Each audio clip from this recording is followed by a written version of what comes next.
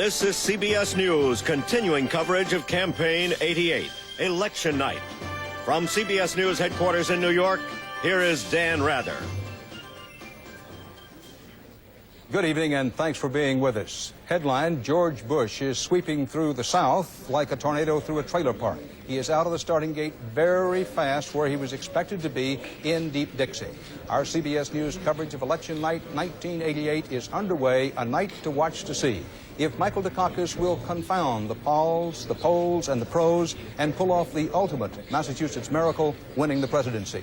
Or does George Bush win by landslide proportions, a blowout so big that he does what's now considered remote but possible, put the United States Senate back in Republican hands. So with that in mind, let's look them over. Keep in mind the polls have just closed in some more states here in the East, but as we came up to the 7 o'clock time, this is the way our CBS News estimate map looked. Our CBS News had estimated that George Bush, when all the votes were in and counted, would have carried both Kentucky and Indiana, the two states where the polls closed at 6 o'clock in the Eastern time zone. Now, at 7 p.m., the polls closed in another 6 states with 60 electoral votes. Our CBS News estimates are that when all is said and done, George Bush will have won at least 5. Bush's states turn red on our map. Dukakis, win it if he gets any, turn blue. The states where the polls have closed, but we do not yet have a decision, remain in white. You see Vermont up there. But keep in mind that the state of Vermont has gone to the Republicans in every presidential election in 134 years, except for Lyndon Johnson's earthslide in 1964. Now the close-ups in Florida. Where the flamingos often fly, George Bush takes off. As expected, he gets Florida's 21 electoral votes. At one time, Dukakis thought he could carry that state, but it turns out not to be. In Georgia, Bush has cut through Dukakis' hopes like a jackknife through peaches. Bush gets 12 electoral votes in Georgia. On up the eastern seaboard, in the Old Dominion state. In Virginia, where tobacco and Republicans generally do well, Bush does well, gets Virginia's 12 electoral votes. In South Carolina, the Palmetto state and the home of one of Bush's campaign managers, 8 electoral votes goes to George Bush as expected. All of this was predicted well in advance, but it shows you what's developing on the evening. More about that later. In New Hampshire, which may have saved the Bush nomination in the primary and caucus season, Bush expected to get the granted states 4 electoral votes, and he does in New Hampshire. We don't have a decision yet in Vermont that we're prepared to talk about, but as we said, Vermont nearly always goes Republican. Needed to win 270 electoral college votes. Bush already, by our estimate, has 78. Dukakis has none. In the votes actually in and tabulated, as you would expect at this early hour, only about 1% of the precincts reporting. The margins look something like this. Now, if those margins stayed that way, it would be an absolute teetotal, mortal blowout for George Bush, but they are expected to close down as the evening goes along. Looking very quickly now at some of the Senate races. Remember that as we started the evening, there were 54-46 Democrats over the Republicans in the United States Senate. 33 big Senate seats up today. And one of the questions we'll be looking at as the night goes along, if George Bush wins by the margin expected, does he have coattails? Is it possible, could he pull in a Republican Senate majority with him? With that in mind, let's take a look at how the Senate races are going in some of the states where we have the polls closing already. Well, as it turns out, in Virginia, the Old Dominion state, remember, we just reported to you a few moments ago, our CBS News estimate was that Bush had carried Virginia, but Chuck Robb, the former governor, son-in-law of LBJ, holds on, this is actual pickup seat, picks up a seat for the Democrats in Virginia. Remember, Paul Tribble, the Republican, decided he wouldn't and couldn't run against Robb. Robb beats back the challenge of Maurice Dawkins, a conservative black civil rights activist and Baptist minister. So a pickup for the Democrats in the Senate in Virginia.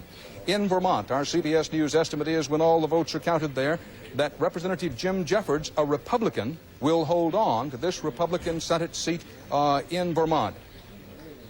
Our estimate is that Jeffords will beat Bill Gray, who has run a strong campaign but not strong enough. Now, George Bush, as we said, out of the blocks about as fast as Flojo, our great runner in the Olympics, but as expected, he carried Florida, he carried South Carolina, he carried Georgia. You saw those states. So how could Dukakis possibly win? Well, no one's saying Dukakis will win, but this is what Mike Dukakis and his staff thinks. They're trying to pull off the same sort of thing that Harry Truman did in 1948. and they have targeted an 18-state strategy. Now, these are the 18 states we show you on our map here that Michael Dukakis figures he can get blown out by George Bush in the South, in the Rocky Mountain states, but that if he can win in these 18 states, he will have a chance. Now, the only one of those states that has so far been in our CBS estimates called, well, as a matter of fact, none of them. We were going to say Vermont, but we have not yet called Vermont as yet. So, Bruce Morton, the 18-state strategy of Dukakis, at least right now, just past 7 o'clock in the East, is still alive. Of the 18, what 3 would he consider most critical? He'd consider all 18 most critical, and he has nowhere to go if he starts to lose in those 18 states. And the reason is, you can see in the southern states you just called, what used to be the Democratic South, what lately has been the Republican South, George Bush just sweeping across. So Ronald Reagan got 61% of the white Southern vote against Southerner Jimmy Carter in 1980, 71% against Walter Mondale 4 years ago. Bush is getting 66% of the white Southern vote today against Michael Dukakis. The last Democrat to carry the white South was Lyndon Johnson almost a quarter of a century ago, and that's why Michael Dukakis needs all 18 of those non-Southern states. Well, Bruce, we have the polls close in Ohio in about 25 minutes. Ohio is on Michael Dukakis's 18-state strategy map, so that will be what we can look forward to, building the drama of the evening. If Dukakis is to have any chance, he probably has to carry Ohio or upset in some big state such as Texas to offset it. If he loses Ohio, he's in big trouble. On the Republican side, the Bush campaign will be looking at a foundation they've built over the last 5 presidential elections. 23 states with 202 electoral votes. This is what the Republicans like to call their lock. We put a question mark after it. The GOP has won 5 times in a row, these states. You only need 270 electoral votes to win. There are 202 in the states you see blocked in white there. Don't forget that Bush is also expected to do this time around very well in the South. So, Bob Schieffer, you covered the Bush campaign for those many months. If they had to pick 3 states out of their 23 that they're most worried about, what might they be? Oh, I think the ones they might be most worried about would be Illinois and California. But the Bush strategy is very much to start about South Carolina. And if you think you've heard this before, you have, because it's the strategy that Ronald Reagan used twice. Start about South Carolina, head across the South, get down to about Arizona, make a hard right up the Rockies. And the Bush people think that if they could sweep the South and take the Rockies, then if they get Ohio and New Jersey, they have won the election. So I suppose the states that they would be watching most closely tonight are Ohio and New Jersey, because if they get them, I think they can win this election without California and without Illinois. Thanks, Bob. Diane Sawyer has been analyzing the results of today's CBS News New York Times national poll. These are questions that we ask of the voters as they left the polling places. Diane, what's the #1 issue on the voters' minds today? Well, I'll tell you, Dan, backed by popular demand, the #1 hit on the voter hit parade is what it's been before, the economy. Now, sometimes that hit is a drumbeat for change, but take a look at this year. You'll see that in our poll, 51%, and we just lost part of our apparatus here, I think we're still in business, 51% of those citing the economy say the economy is getting better, so you can take your clue from there. Now, here's another footnote, a kind of headline for you. Half again as many voters as have ever told us this before said they went into that voting booth and voted because of the vice presidency. It may be not enough to tip the election one way or the other, but it's a clear indication that the new president better take heed, whoever he is, that the vice presidency is of more concern to voters this year than we've seen since our exit polling began. Dan? Thanks, Diane. Good to have you with us. Ed Bradley has spent most of the day talking to voters, not looking at polls, but talking to actual voters. Ed, among other things, what did you hear? Dan, a couple of things jumped out right away at me. One is that I didn't find a lot of people who felt passionately about the man they cast their ballot for. And this fell on both sides. I didn't find enthusiastic Bush supporters or enthusiastic Dukakis supporters. One man told me he voted for the lesser of 2 evils. The other thing that became apparent very early this morning is that people were really concerned about the process. A lot of people said they felt the campaign was too long, it was too negative, and not enough of the issues were covered. Thanks, Ed, and we'll be coming back to you very shortly. Right now, Mike Wallace, who's been keeping an eye on the tone of the campaign and the messages of the campaign. So far, Mike, it's been almost all negative. Why is that? Dan, you youngsters have been talking a lot about negative campaigning the past couple of months, but we oldsters know it's an old and hallowed American tradition. 1884, Grover Cleveland. His opponent, James Blaine, used to shout, "Ma, ma, where's Pa? Gone to the White House, ha, ha, ha," about Grover Cleveland's bastard son. Or Lyndon Johnson, "Hey, hey, LBJ, how many kids did you kill today?" Now that is negative campaigning. Compare that with the namby-pamby, "Hey, Michael Dukakis, you're an L word. You're a card-carrying member of the ACLU." Fact of the matter is that negative campaigning used to work, it still works, and I'm afraid we're going to see more of it in elections to come, Dan. Thanks, Mike. We're seeing it not only in the presidential election of this year, but also in those Senate races, in the gubernatorial races, and in the races for the House of Representatives. Let me pause right now and say to you that our CBS News estimates are that George Bush is off to his expected good early start in the South and along the eastern seaboard and in Kentucky and Indiana. We've yet to see major results from the Michael Dukakis 18-state strategy area. The votes in and tabulated at this moment. This is a board we're going to try to show you quite a bit of during the evening. Now we've edged up to 2% of the precincts in and reported. Votes actually counted, Bush leading by Dukakis by the margins that you see there. Also want to mention to you that any time there's a new result to be had, a new result comes in, or we have a new CBS News estimate, we'll break into whatever it is we're talking about and tell you about it. We want to establish early on in the evening that that's going to be the tone, the direction of our broadcast. We want you to have accurate returns, fast returns, put forward to you in a clear, concise way, and if it takes breaking into a conversation along the way, we'll do that. Now, 12 governorships up nationwide today, 2 races with poll closings at this hour, New Hampshire and Vermont. First in New Hampshire. Our CBS News estimate is that Representative Judd Gregg, the Republican and the son of a former governor, has beaten lawyer Paul McCracken in the race for the governorship in New Hampshire. Now, this is to take over the seat being vacated by John Sununu, who hopes to be part of the Bush cabinet. In Vermont, while we don't know yet whether George Bush, as expected, has carried Vermont, in the Green Mountain State, our CBS News estimate is that when all the votes are in and finally counted, Governor Madeline Kunin, seeking her 3rd term, will have gotten it, beating off State Representative Mike Bernhardt. Now, Leslie Stahl will be keeping an eye throughout the evening on these important gubernatorial races and on the races for the House of Representatives, all 435 seats up in the House tonight. One question we'll be examining is whether either candidate, Dukakis or Bush, has any coattails in these gubernatorial races.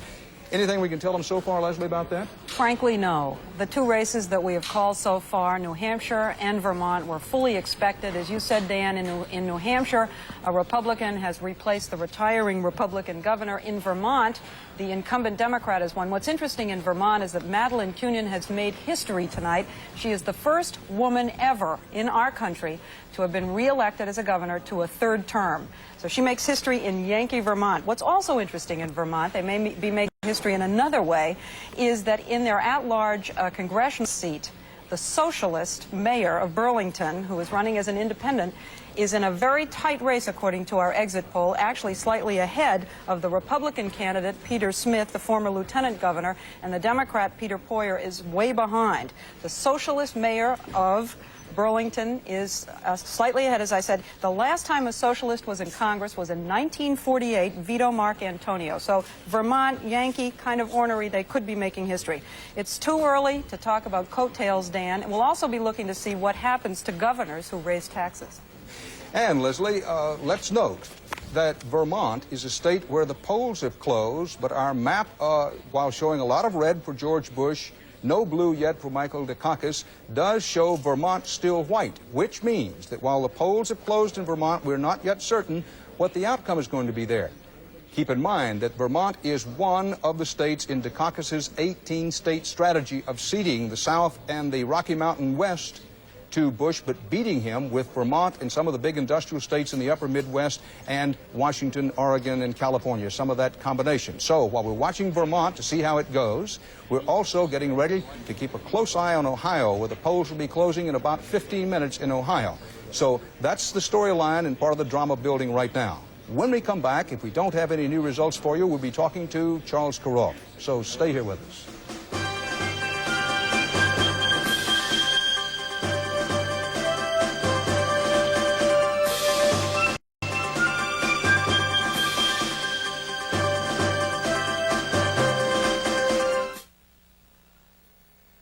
This portion of CBS News Election Night is sponsored by AT&T. From equipment to networking, from computers to communications, AT&T, the right choice. And by Citicorp, because Americans want to succeed, not just survive. 24 hours a day, 7 days a week, 365 days a year. Trained technical support folks are watching every one of the long-distance switches in the country. There's no slack. There's no time when they say, well, I guess I won't get long-distance service today, or the days when they say, oh, I guess this long-distance data service is not going to work, or I guess I can't have the computer in L.A. talk to the computer in New York tonight because AT&T's having a bad day. Downtime is not acceptable. You can't have bad days. You just can't do that in this company.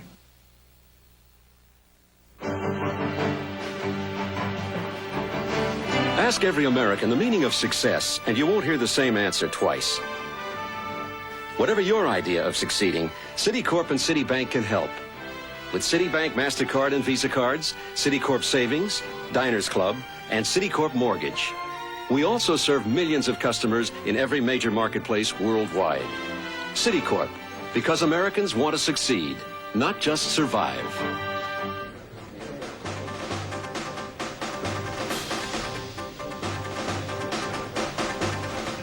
At CBS News headquarters in New York, our CBS News estimates are that George Bush has already carried New Hampshire, South Carolina, Virginia, Georgia, Florida, along with Indiana and Kentucky. The polls have closed in Vermont. We don't know the outcome there. You know, H.L. Mencken once said that a national campaign is better than the best circus ever heard of. Bill Whitaker has been traveling with the Dukakis, part of that circus, for these many months. And Bill joins us now from Boston. Bill, what's the talk there at Dukakis headquarters? They think they can carry Vermont, a small state, but an important state to them, if they're going to make that 18-state strategy work. Well, Dan, right now, the Dukakis campaign insists its big state strategy of winning a majority of the big states is still doable. In fact, they say they can still pull off an upset by losing some of the big states like Ohio, Texas, and New Jersey. But they would have to make it up in smaller states, which right now don't look very good for them.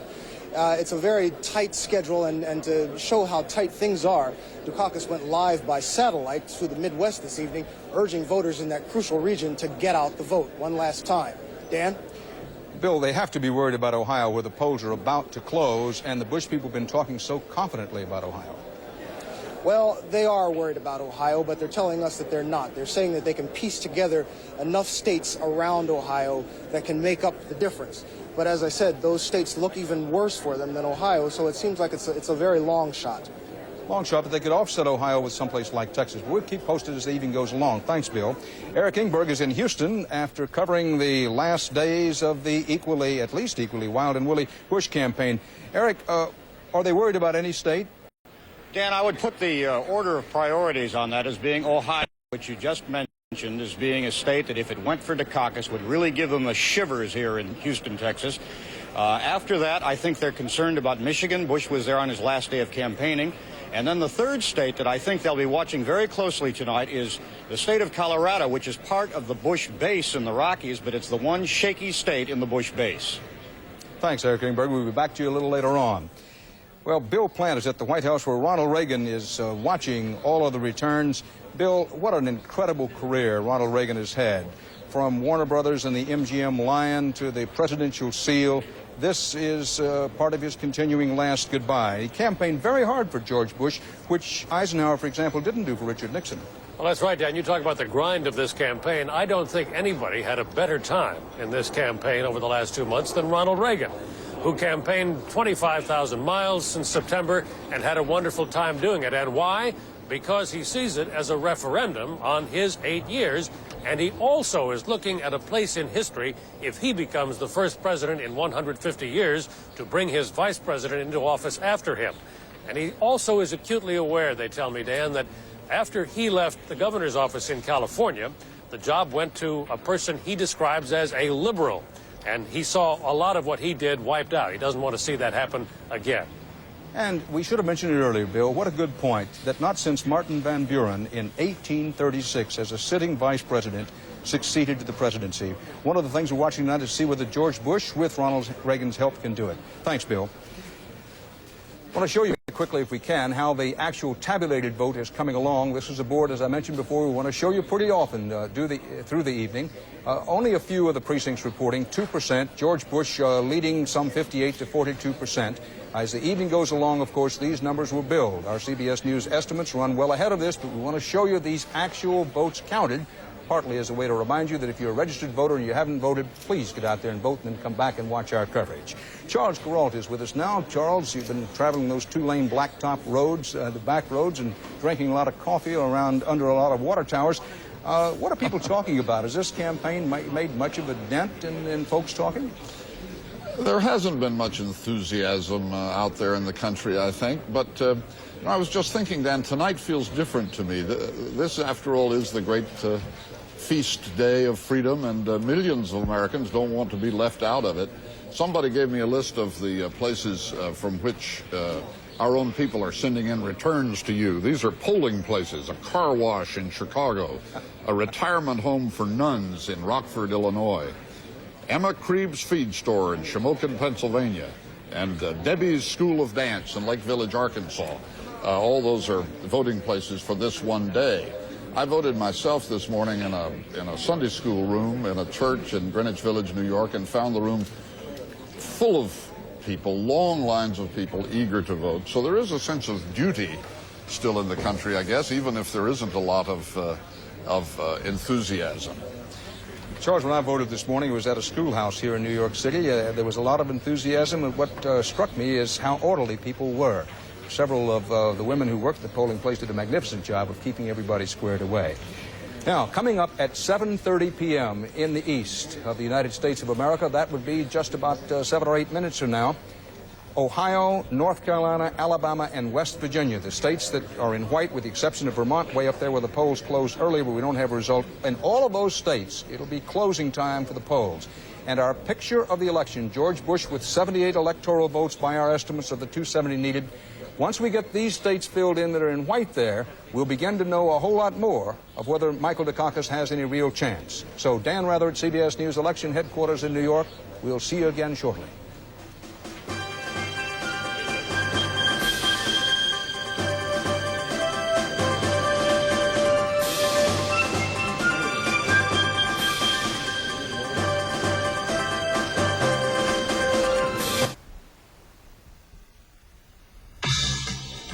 This is KPIX Eyewitness News, continuing coverage of Election 88. Good afternoon. Welcome to our special Eyewitness News election update. We'll be bringing you the latest on this Election 88 as the day progresses. Right now, the big story, of course, is Michael Dukakis and George Bush. The Dukakis camp counting on a last-minute close in the polls. First, we go to reporter Dave Bryan with the Dukakis campaign in Boston. As you just heard from Dan Rather in New York. So far, 78 electoral votes for George Bush, none for Michael Dukakis. What impact in Boston?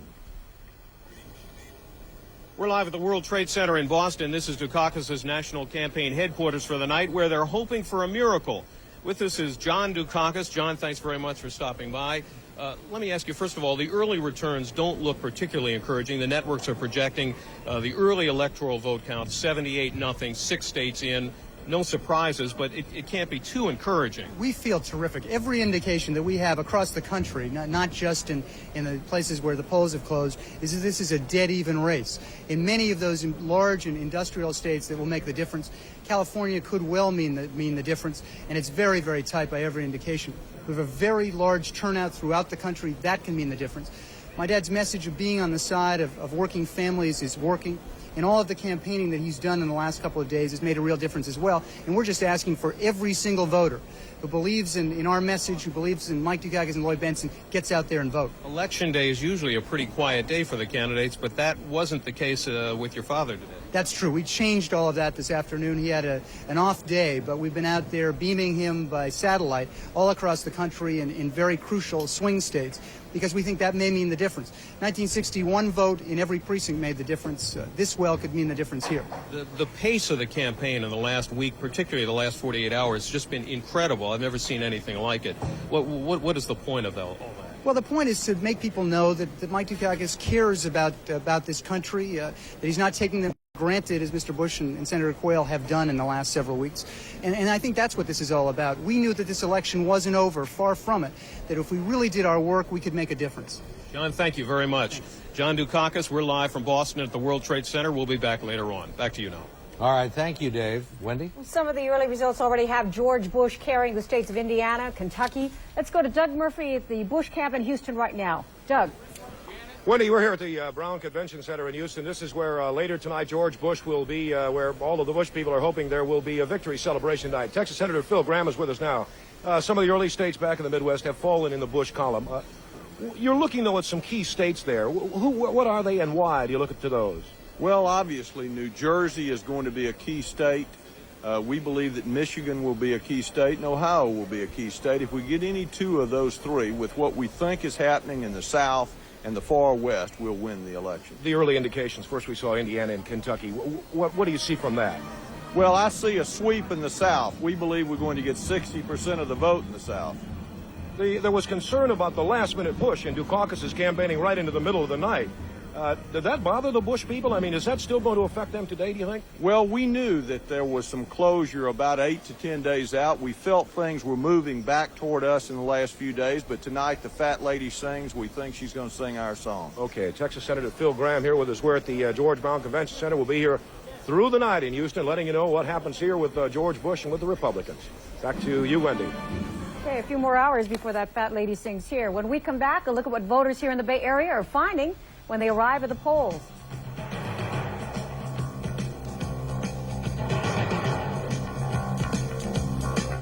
Maybe you smoke marijuana more than a few times. Maybe you've been sexually active more than a few times. Maybe you're over 35. Maybe you want to be a parent someday. Maybe you want to be a parent today. Then watch Dr. Nancy Snyderman's report beginning Wednesday at 6 and 11 on Channel 5's Eyewitness News.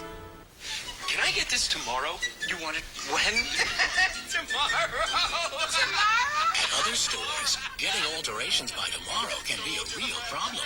But with C&R's new Express tailoring, tomorrow isn't a problem for normal alterations.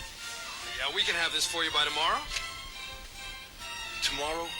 Tomorrow! Buy your suit, sport coat, or slacks today, and you can have it ready tomorrow. Express tailoring, only at C&R.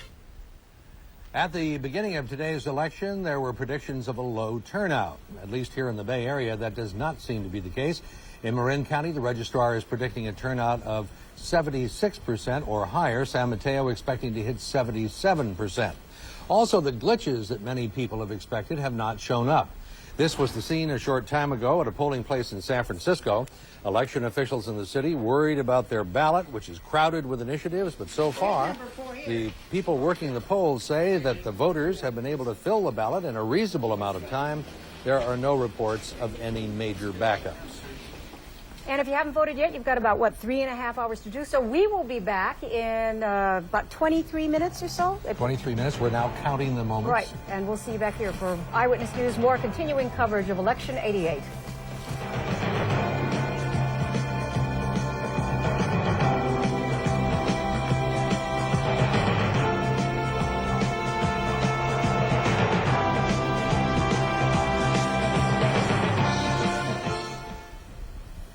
Hi, I'm Karen Dalkin. And I'm Vicki Engel. 4 years ago, we looked like this. Then we went on the Nutrisystem weight loss program. We ate delicious food. And gained a world of confidence thanks to the support of the Nutrisystem people. I lost 90 pounds. And I lost 125 pounds.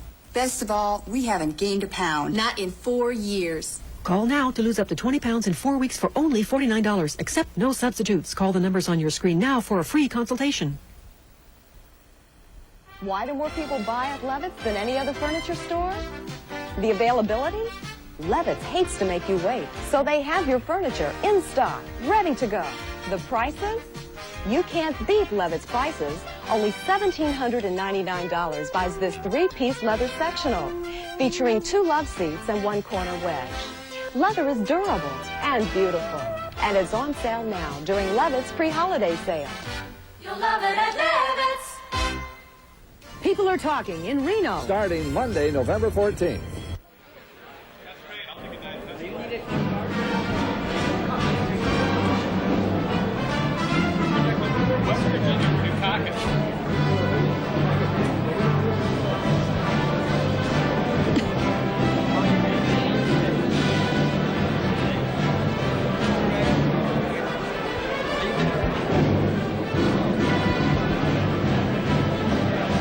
Our CBS News estimate as we came up to this hour was that George Bush had carried the states in red, getting 78 of the 270 electoral college votes needed to win. Vermont up there in white, the polls had closed, but we don't have enough information to say which way it's going to go. Dukakis yet on the board, and all the other areas, voting was still going on. But at this hour, 8 more states had their polls closed. I should say 4 more states. 4 more states had the polls closed with 51 electoral votes. And our CBS News estimate is, of these states, Michael Dukakis wins zip. None. George Bush picks up 2 more. And none of the states where the polls have just closed, do we say, are undecided. Now, let's go to the close-ups now. North Carolina, 13 electoral votes there in the Tar Heel state, which Dukakis at one time had some hope of winning, but then pulled out of it and virtually gave it up. No surprise here, Bush gets North Carolina's 13 electoral college votes. In Alabama, right in the heart of Dixie, state of surprises, but no surprise here tonight. 9 electoral votes from Cotton Country, again from Alabama, go for George Bush. But with 270 electoral college votes needed to win, our CBS News estimate is that when all the votes are in and counted, George Bush will have no fewer than 100. But you may note that the Ohio is not one of those places where we've yet said that we know which way the electoral college votes are going. More about that in a moment. The national vote in and counted, still with just over now 2% of the precincts reporting, and they're small precincts at that. Bush leading 58 to 42%. We expect somewhere between 95 and 100 million votes to be cast before it's all over, so you can see how early it is. Now, Bruce, George Bush's Southern strategy clearly working. No one surprised. Maybe a bit of a surprise that Michael Dukakis, who said he thought he could carry Vermont, is still in the hunt there. Maybe a bit of a surprise that it's 7:30 and with the polls closed in Ohio, that we haven't said we have enough information to know exactly which way Ohio is going. That has to be good news for Dukakis. Yeah, if I were a Dukakis staff person, I'd be cheering you on and not calling Ohio. I'd keep on not doing it there.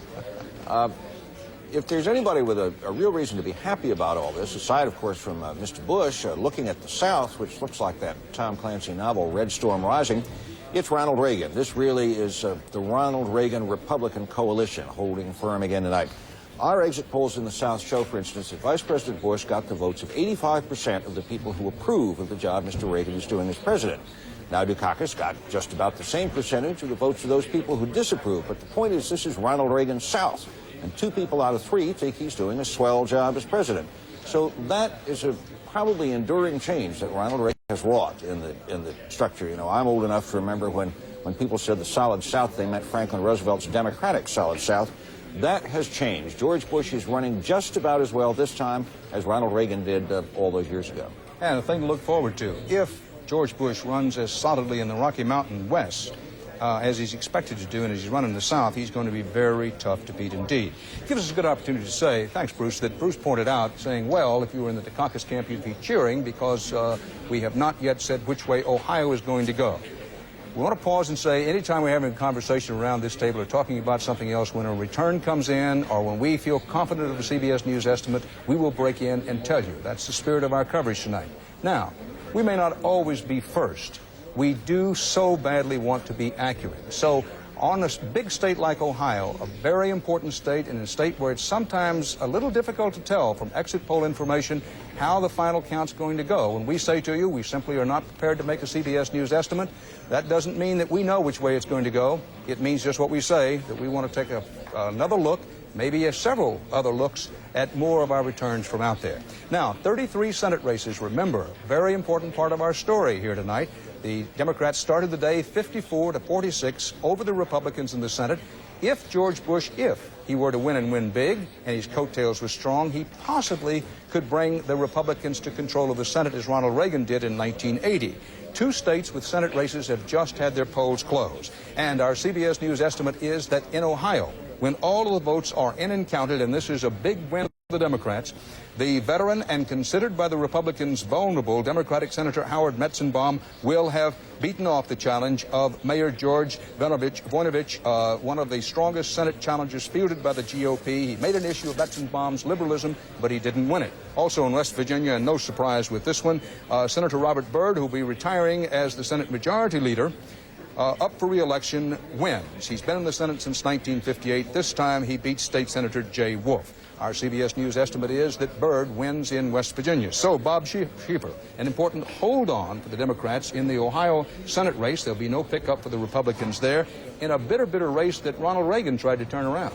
Oh, I think if the Republicans were going to take control of the Senate, Dan, they had to start in Ohio. You know, Howard Metzenbaum is one of those Democrats that just irritates Republicans to death. They've been trying to beat him for 15 years out there. Something always happens and they don't. At one point at this time, some Republican strategy group put out a memo suggesting that Metzenbaum had been a communist in his youth. I was at a rally with George Bush when someone got up and referred to Howard Metzenbaum as a pinko almost comic. But Metzenbaum, somehow or the other, has always turned this sort of thing to his advantage. When they try to pin the liberal label on him, he somehow pulls it off as he's the fighter for the little guy. He's been very successful at it in the past, and again, in one of the strongest opponents he's had in his career, he was able to do it again. I don't think we're going to see any George Bush coattails out in Ohio. Another interesting race, that race down in Florida, Dan, so far too close to call. That's the Republican Connie Mack going against the Democrat Buddy McKay. We did some exit polling on that, and this is a blowout state for George Bush. And yet we see that 20% of the people, that's one voter in 5 that voted for George Bush, voted for the Democrat McKay. If there was any place in the United States where we would have a chance to see some George Bush coattails, it should have been in Florida. We did not see them. Well, we haven't seen them yet. In Florida, may yet see Mack pull that one out. That race is really hot at the moment. We'll be checking in on it a little while later. Right now, joining us live from the United States Capitol is the Senate Republican leader, Bob Dole. Senator, thank you for being with us this evening. Thank you. And you have to be smiling about what you see thus far about George Bush running very strong in the southern states and reaching on up into the middle part of the eastern seaboard. But Senator Lloyd Bentsen on Sunday said this year's heated campaign has, and I quote here now, so wounded both major party candidates that the ultimate winner will lack the serious mandate he needs, unquote Lloyd Bentsen. You agree? Well, I think probably mandate in the sense of an overwhelming victory, popular vote, he's probably correct, but I can look back when Kennedy won by a whisker, when Carter won by a whisker. They both developed mandates. I think there's a certain amount of work we have to do, whether it's the deficit or whether it's health care. It's already here, and I think whether it's George Bush or Michael Dukakis, they have to get it done. Regardless of who wins, do you think that they can get through the next 4 years without a tax increase, Senator? Well, I'm going to try to help George Bush do that. I'm willing to help him try to sustain a veto of any tax increase. He said that. We'll have to wait and see. We'll wait and see what happens when you see George Bush meeting with Lloyd Bentsen. If they retain control of the Senate, he'll be Senate Finance Committee chairman, and it could be a very interesting meeting. I don't want to put words in your mouth, and if this isn't true, by all means say so, but I gather from that answer you think that he's probably going to have a tax increase. Well, no, I didn't say, no, I think we shouldn't change tax rates. I've never ruled out every possible tax, whether it's excise tax or user fee. Leave the rates alone for individuals and businesses. We've already tampered with those enough the past few years, and we'd like to reduce them further, but I don't see any need for a tax increase. If George Bush's flexible freeze works, we won't need it.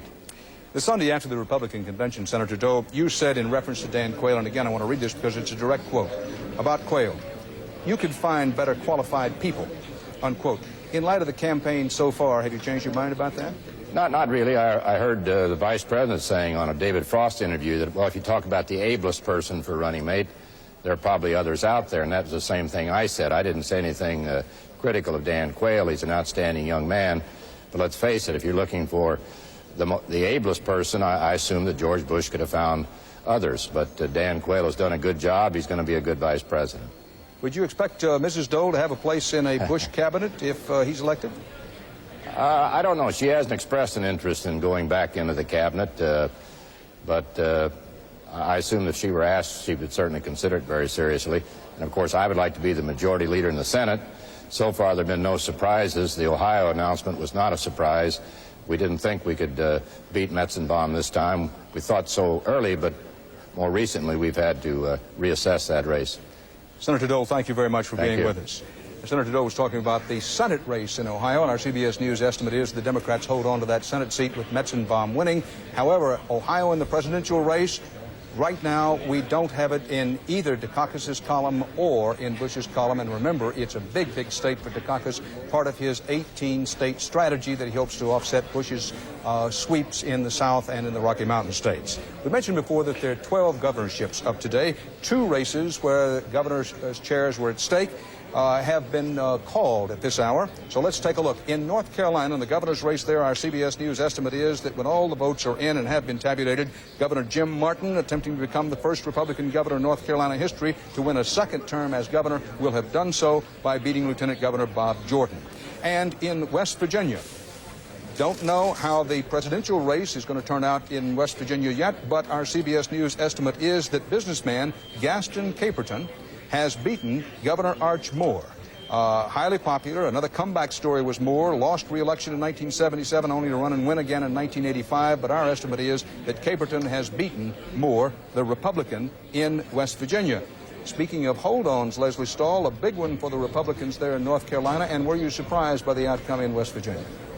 No, I wasn't surprised by the outcome in West Virginia because they have a very weak economy. They have been untouched by the Reagan Revolution. But the big story really is the North Carolina race. Republicans, as Bruce said, have been winning the presidency in the southern states for years, but what they want to demonstrate is that they can win the down-ballot races as well. And this is a case where they can demonstrate that not only can the Republicans be elected as governor, but they can be re-elected as governor. North Carolina does have a rebounding and healthy economy. Here's a case with Jim Martin in North Carolina where someone actually overcame a very negative ad. His opponent depicted him as a monkey in some of his ads, and he overcame that. Republicans winning the down-ballot races will be one of the stories we'll be following tonight. See if they can pick up some states in the South.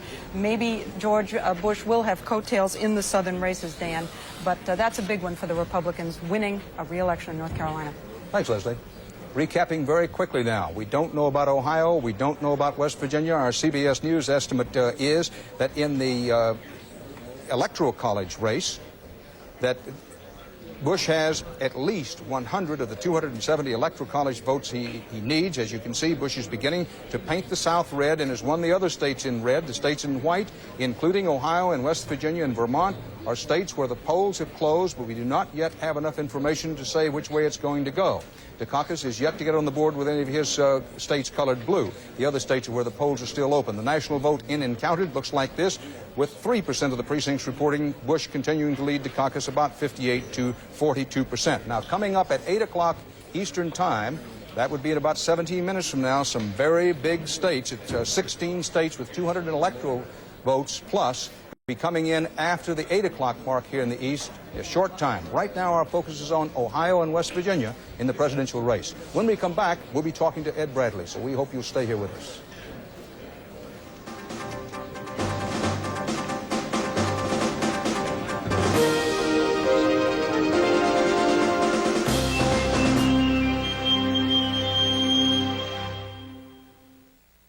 They say men get better with age, and women just age.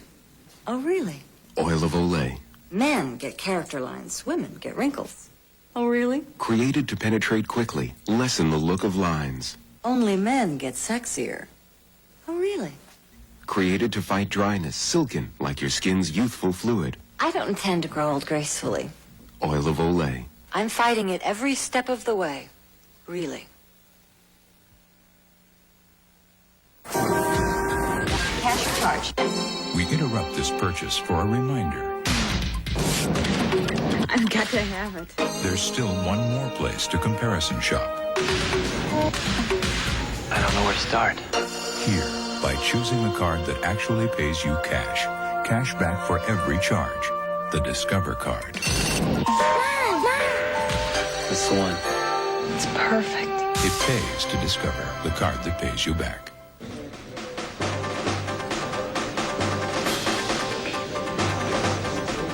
Back at CBS News election headquarters in New York, this is where we stand. Bush out to his expected early lead. However, remember, we've shown you this before, that Dukakis' strategy is based on an 18-state strategy. These are the states. Take a look at the map now. Seeding the South and the Rocky Mountain West. Dukakis could win if he gets every one of these states. 18 states in that same sort of strategy Harry Truman used in 1948. Now, you may or may not think Dukakis can do all that. That's his strategy in those 18 states. Bush countered with a 23-state strategy of his own, which looks something like this. Bush felt if he could roll through Dixie, as the indication is he will do so, and carry what he considered and the Republicans considered a possible lock on the western states you see out there, that would give him such a base that if he picked up a few states, as he's already done so, for example, in Kentucky and in Indiana in the east, that he would beat Dukakis. The storyline at this hour is if Dukakis is to make his 18-state strategy of picking up the industrial states of the Northeast, some in the Midwest, and getting California and some of the states in the far West work, he nearly has to carry Ohio and West Virginia. The polls have closed in those states, but we do not yet know the results. So that's where we are right now. While we wait for some results to come in, reminding you once again that we will by all means break in anytime we have a result to report to you. Ed Bradley, you've been talking to voters out there today. Were they passionate about their choice? No, Dan, not only were they not passionate, as we pointed out at the outset, there were a lot of people who, in fact, said they were unimpressed with the choice they had for president. Now, we've got some numbers that have just come in from our New York Times CBS News exit poll that tend to back that up. Nationwide, fewer than half of voters, about 47%, said they strongly favored the man they voted for. Now, that's a lot, of course, but it still leaves more than half who have said they have reservations about their choice or they, in fact, voted against the other man. Now, that's exactly what we found outside of a polling place in Hackensack, New Jersey, earlier this morning. This year, neither candidate is really has what the people want. My first thought was not to vote at all, but I felt it was my duty to come out and vote today. So I voted for a candidate for which I didn't feel strongly. The candidate you voted for, did you vote for that candidate because you felt strongly about the candidate or you disliked the person he was running against? I would like to have felt more strongly about the candidate that I voted for. You didn't feel passionate about the guy you voted for? Yeah. Did you like Bush or dislike Dukakis? I would have to say that I don't like Dukakis. I tried to like him, but I don't. I'm not wild about Dukakis, but I feel he pretty much represents the party, so. I've always voted against someone, and that's what I did this time. And today you voted against? Bush. The candidate you voted for, did you feel strongly about him? No. The lesser of two evils. Dan, the one place where that sentiment doesn't hold up, the one place where those numbers don't seem to hold up is in the South. And there we're told that most people, most often, are voting for a candidate in the South, Dan, because they feel strongly about that candidate.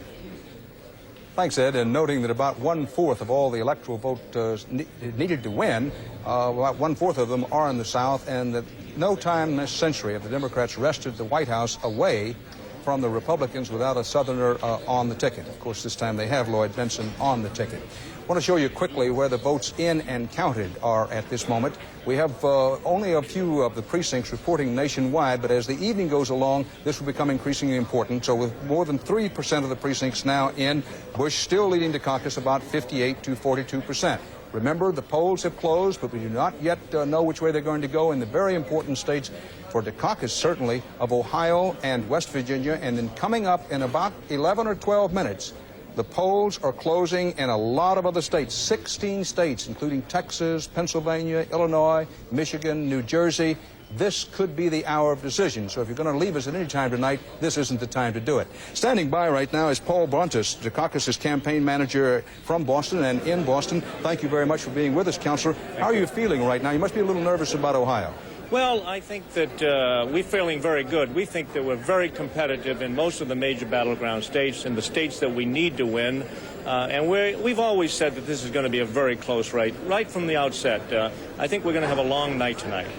Of the 18 states in your 18-state strategy, big northeastern industrial states plus some out west, which ones are you most worried about? Well, I don't want to get into the specific states. I don't agree that we had an 18-state strategy. There are a number of other smaller states that in which we are competitive. We believe that we will remain competitive and can win some of those states. So we're not focused on just 18 states.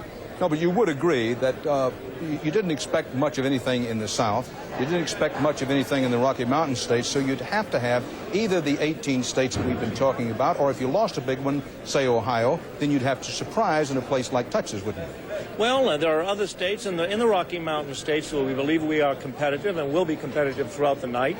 The polls haven't closed there, and the people in the Rocky Mountains and in the western part of this country are going to be voting up until 8 o'clock their time, and we believe that they're moving toward... The interesting thing that is happening is this, and I think it's confirmed by what all of you are saying tonight, is that is the people who are making their mind up today, the late deciders, are moving for Dukakis and Benson. They're getting into the voting booth, and they're asking themselves the question, would George Bush or Mike Dukakis be on my side? And that is our message, and I think they're agreeing that Dukakis and Benson are on their side, and that's why we're seeing the movement tonight. Paul Brontes, thank you very much for being with us. Thank you. One of the things to note when he talked about late deciders, an unusual election, that the polls indicated that Bush would win, but they also indicated that as many as 1/5 of the voters had said right up until election time they either hadn't made up their minds or they could change their minds. Now, we want to remind you that coming up shortly after we go to your local stations now for their state and local returns, coming up at the 8 o'clock mark in the East, 16 big states, Texas, Illinois, Pennsylvania, New Jersey, Tennessee, Missouri, Maryland, all will be coming in. This race could get decided because our CBS News estimate is that Bush has carried the states in red, giving him 100 of the 270 electoral college votes needed to win. And the states in white are ones where the polls have closed and we don't have a decision yet. That includes Ohio and West Virginia, or they are states where the polls will be closing in about 7 minutes. Now, quickly now, Bob Schieffer, some of these Senate races are crackling like a hickory fire. Anything late on the one in Florida? No, it's still very, very close, Dan, and that's one that we're going to be watching. I have an idea we're going to be watching this for a long time this evening. This is the one where we talked about where some Bush voters, according to our exit polls, are breaking away to vote for the Democrat. It's still too close to call in Florida. Between McKay, the Democrat, and Mack, the Republican, although Bush has already won Florida in the presidential race. Bruce, if you had to put your finger on one state to watch, which one would it be in the presidential race right now? Next hour, Illinois. Thanks. And this is the way the national vote looks at this hour. As I say, Dan Rather at CBS News election headquarters in New York. We'll be back again with you shortly, so stick in here with us.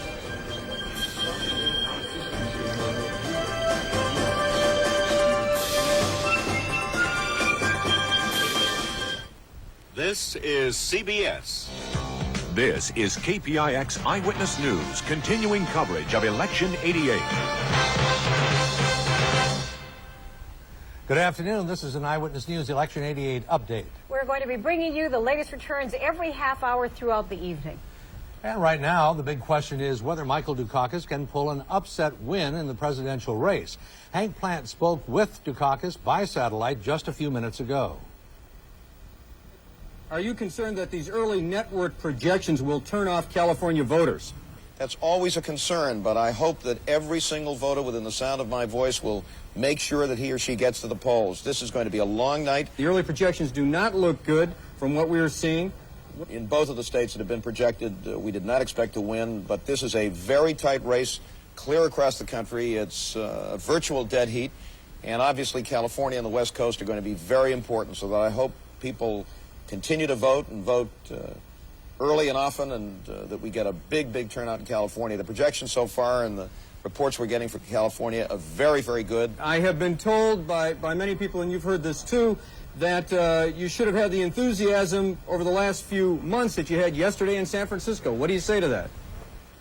Well, we've had tremendous enthusiasm. We have an army of about 300,000 volunteers across the country who are getting out the vote, and it's a very, very big effort. But these have been 2 or 3 good closing weeks, and I think that's one of the reasons why we're doing well and why I hope and believe that we can take California. But we need the votes of lots and lots of Californians. I hope they'll be at the polls between now and the time the polls close. 8 o'clock tonight. Again, that interview was done live on satellite from Boston just a few minutes ago. We'll bring you more of what Michael Dukakis had to say on this important day in his life on Eyewitness News at 6. When? Still making a big effort here to reach out to California. The long ballot in California had everyone worried about long lines at the polling places today. Ben Williams is standing by at a polling place in San Francisco to tell us what's going on. Ben. Yeah, it's windy here at the polling place in the 1300 block of Church Street in Noe Valley. Officials say the voter turnout has been large, better than average, in fact, but not overwhelming in spite of some problems. The number one problem, of course, has been the long ballot and confusing ballot. Another problem was that many people became confused about whether to use this wooden popsicle stick affair here to punch the ballot with the candidates on it and then to turn that over, or to use this metal piece to punch the ballot with the issues on it. The big issue in this area, of course, is Proposition 102. That's the so-called AIDS initiative that has strong opposition from the city's gay community. The voting went smoothly, apparently because so many people chose to use the absentee ballot. In San Francisco, some 72,000 people voted absentee, and in Alameda County, the officials there tell us that almost that many voted the absentee ballot in that county. In Oakland, of course, the big issue is whether that city will have a full-time mayor or not. That's it from here, Wendy. Back to you. Okay, Ben, thanks a lot. So some good news here. A lot more voters than we thought turning out, and not as many problems at the polls as we thought there would be. Proving the press wrong. Yes, and wouldn't that be nice? Election 88 continues in just a moment.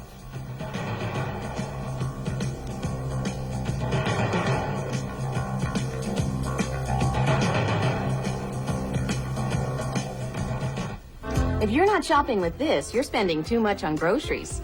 It's Alpha Beta's weekly circular, and it's filled with some of the lowest priced values in the Bay Area.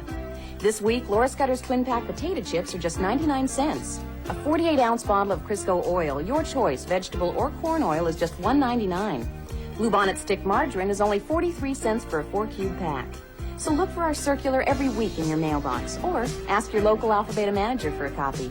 Either way, you're in for some big savings. Last week, we bought this great new VCR at Circuit City. They guarantee if we find a lower price within 30 days, they'll refund the difference plus 10%. I'm going to find a lower price. Right, Harold. I found it.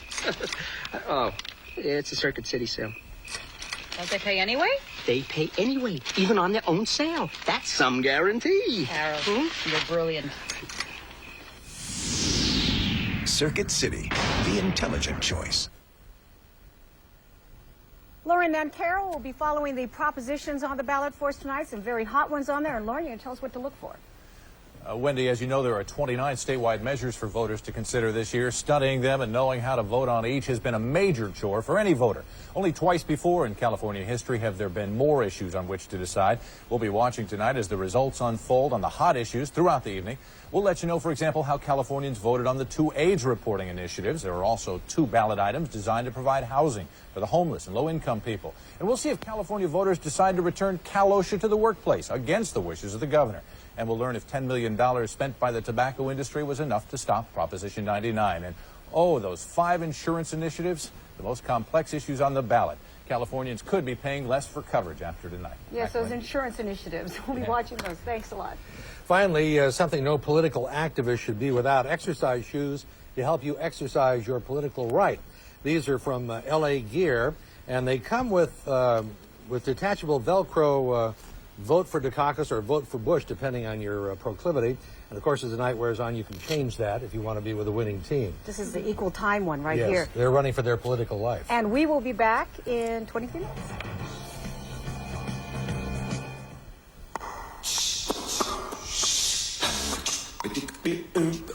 Close time. Yeah. Close time. Yeah. Close time. Close time. Close time. Yeah. Close time. Designer brands at 20 to 50% off.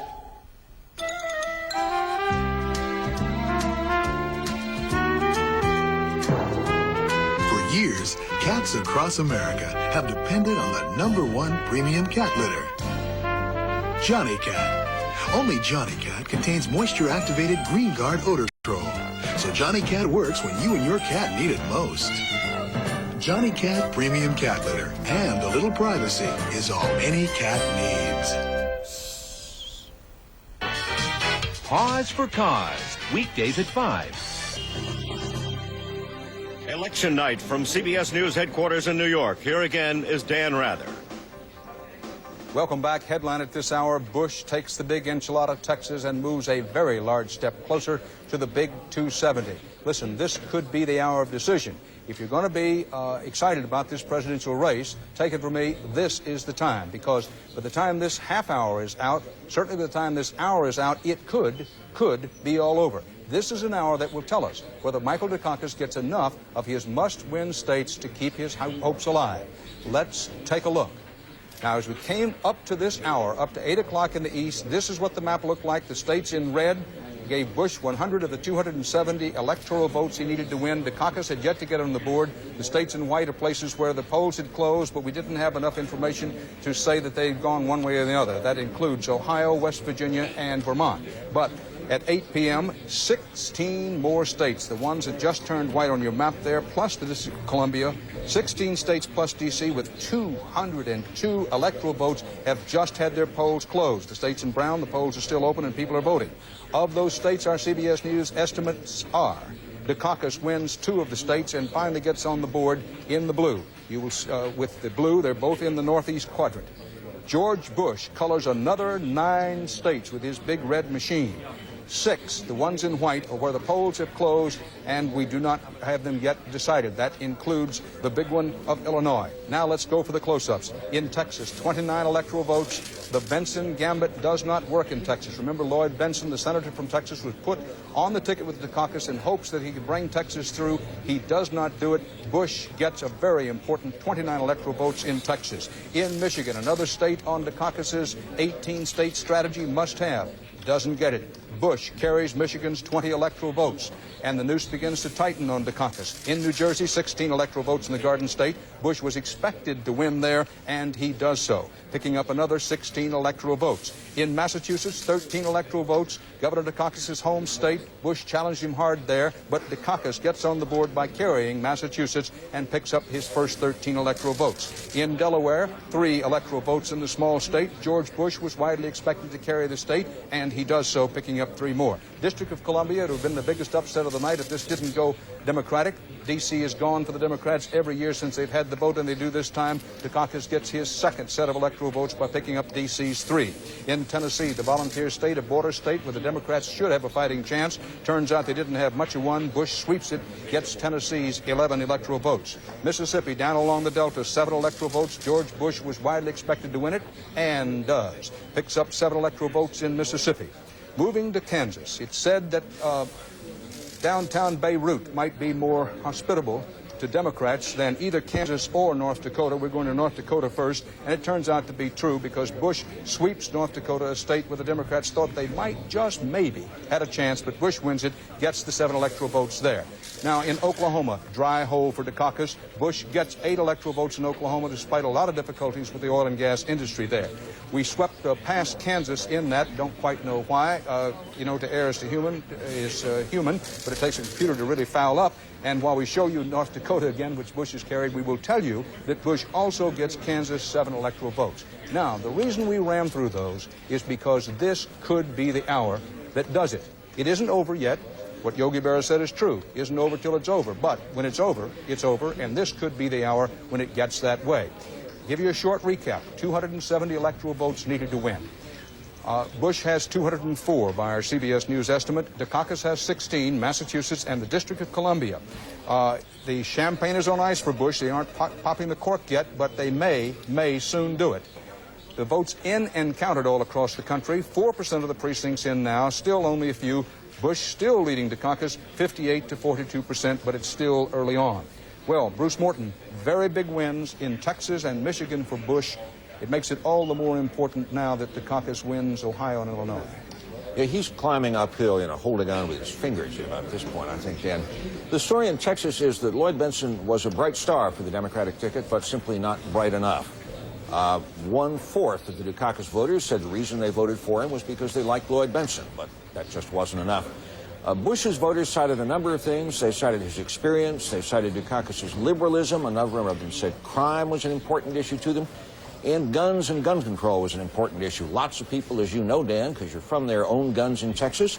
Something like 68% of the white gun owners wound up in George Bush's column, and that's a lot of folks in Texas. In Michigan, which was a state the Dukakis people really felt they had to have, he came back with some groups. He did a little better than Walter Mondale had done 4 years ago, but again, it just wasn't enough. We can look at our CBS News exit poll and see how some of those groups came. George Bush got half the Catholics. A Democrat ought to do a little better than that. George Bush got 41% of the union members. A Democrat ought to beat that. He got 56% of the United Auto Workers. Those are all traditional Democratic groups, and too many of them today, from Dukakis' point of view, voted Republican. Thanks, Bruce. Where we are right now, it is not time to say George Bush will be the next president of the United States, but something close to magical has to start happening for Dukakis pretty soon if he is to stave off a Bush victory. And increasingly, it looks like if it's going to happen, it has to happen out west for Michael Dukakis, because keep in mind that he's already lost Texas and Michigan, and, bad news if you're a Dukakis fan, Ohio's 23 electoral votes. Our CBS News estimate is that when all is said and done in the Buckeye State, George Bush will have won it. Now, this means that Dukakis has lost Ohio, that he has lost Texas, he's lost Michigan, 270 electoral votes needed to win. Bush climbing up there now with 227, Dukakis stuck at 16, and the buzzards are beginning to circle over Dukakis' chances, although he is still, as of this moment, in it. Keep in mind that the polls have closed in West Virginia. We don't know how that state has gone. In Vermont, we don't know how it's gone. And in Illinois now becomes, wouldn't you say, Bob Sheever, absolutely essential for Dukakis if he's to have much of a chance. Oh, I think that's absolutely right, because I think the Bush people felt if they could take Ohio, then they could lose Illinois and also lose California. Diane Sawyer, so far it looks on the basis of our exit polling among voters that the L word is not doing well at all. Dukakis hoped he might get at least 150 or 60 electoral college votes. He'll have to hurry to do that. Right, and as Bruce just said, Texas made it clear that liberalism was a key factor there. And indeed, we see some of it nationwide. You're right, it's the old childhood taunt. Sticks and stones can break my bones, but calling me a liberal really hurts. And indeed, George Bush managed to introduce that word into the arena successfully. We found that #1 on the list of personal characteristics of the two candidates, #1, galvanizing people inside the voting booth, with whether or not that candidate was a liberal or not. But it cut two ways. In fact, it turns out that a lot of those people were voting that way because they like liberals and wanted to go on record saying so. Now, you might think in this year when it really became the scarlet L that the ranks of liberals would be deserting. Not so. Take a look at the graph. We showed you a minute before. I want to explain it to you now. The graph shows that 17% of the electorate calls itself liberal, and 34% now calls itself conservative. That's about the same for the liberals as it's always been. They're a hearty breed, those liberals. Diane, Robert Frost once said that a liberal is a man too broad-minded to take his own side in a quarrel. And it occurred to me during the campaign that that may be one reason that people had so much trouble with the word. It's that, and I think also Ronald Reagan's got to be given some credit here. Absolutely. He, on the other hand, made conservatism fashionable. In the last 10 years, he's increased the ranks of conservatives by about 10%. In fact, I don't know if you saw what George McGovern wrote sort of mournfully a while back. He says, the problem is these days, a lot of people think liberals are only worth admiring when they're dead. Thanks, Diane. Michael Dukakis' hopes are not dead, not yet, but George Bush is past the 220 mark in the Electoral College, according to our CBS News estimate, with 270 needed to win.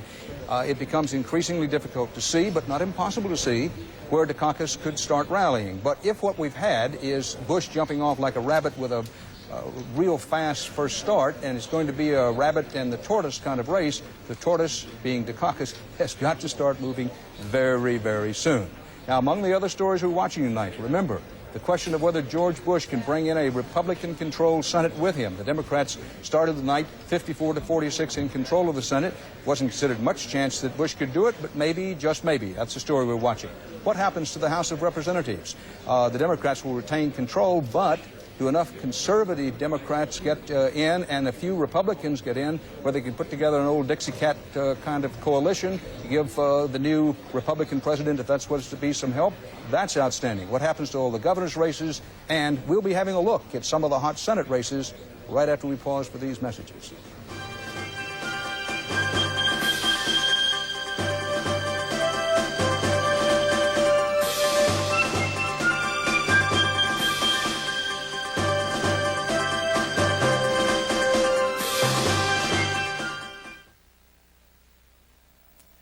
This portion of CBS News Election Night is sponsored by General Motors, the mark of excellence, and by MCI. Let us show you how good a long-distance company can be. And by Merrill Lynch, an investment firm built on a tradition of trust.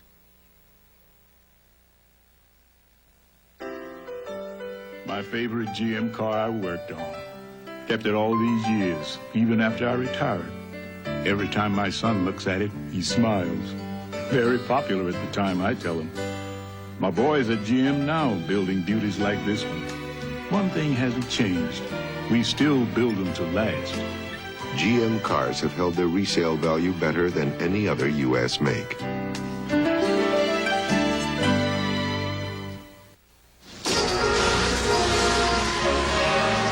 When do we move?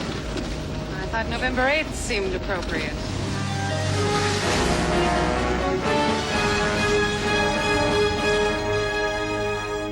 Next up, Milwaukee, end of the line.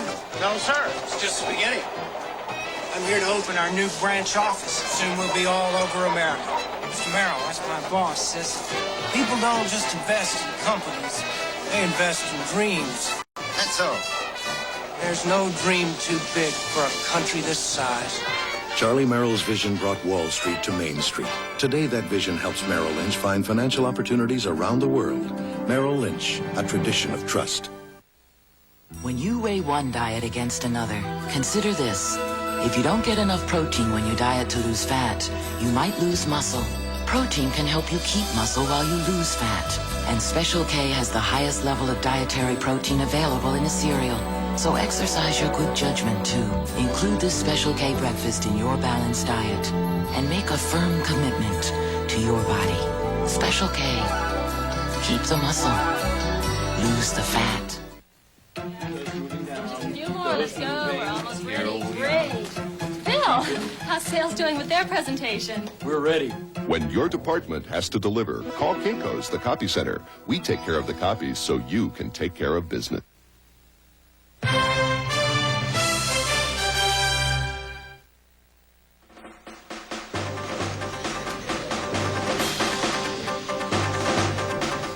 Dan Rather back at CBS News election headquarters in New York. Our CBS News estimate is that George Bush has 227 electoral college votes with 270 needed to win. He has all the states in red, and if Michael Dukakis is going to fashion a comeback, and right now he'd have to fashion a comeback roughly equivalent to that of Lazarus to make it, but it could be done. Bush has 227, Dukakis 16. Bush has won all the states in red. Dukakis so far, by our estimate, has carried only Massachusetts and the District of Columbia. This is the way the national vote looks. As that becomes more significant during the evening, we'll be putting up this board more often for you. Now, if anything changes in the presidential race, remember that the big states to watch now are Illinois, where the polls have closed, Ohio, where the polls have closed, and Pennsylvania, where we don't have enough information yet, and where the polls have not yet closed in all areas of Pennsylvania, I don't believe. Right, Bob? Not yet in Pennsylvania. So that's our storyline on the presidential race. So let's take a breath and take a look at the Senate. Remember that George Bush, if he is to win, not only wants to win, but he wants a win on the size that Democrats in Congress will have to respect. That would help him get his agenda through the United States Congress. No place more important to watch, and this will be a long story unfolding the rest of the evening, than in the Senate races. The Democrats had a 54-46 majority in the Senate as the evening began. The polls have closed in states with 13 Senate races just a short while ago. Let's look them over. In the Texas United States Senate race, booby prize, a consolation prize, perhaps we should say, for Senator Lloyd Bentsen.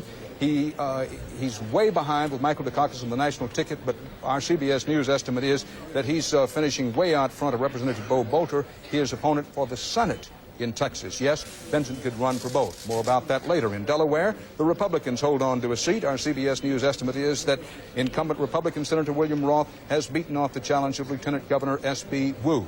Who? Wu. But Roth wins in Delaware. Massachusetts leads a surprising result of the evening. Perhaps Senator Edward Kennedy, first elected in 1962, wins the election, beating Joe Malone. This was an uphill race at best because Malone was making his political debut. In Maryland, always a favorite target of the Republicans, but one who usually wins and does again, Senator Paul Sarbanes, the Democratic incumbent, beats Alan Keyes. Keyes is one of two black Republicans nominated for the Senate. Sarbanes beat him. A hold on for the Democrats. In Maine, in the Pine Tree State, Senator George Mitchell, a Democrat, holds on to his seat, beating Jasper Jack Wyman, a little-known former Democratic state representative. Mitchell, a popular incumbent who hopes to become the Senate Majority Leader.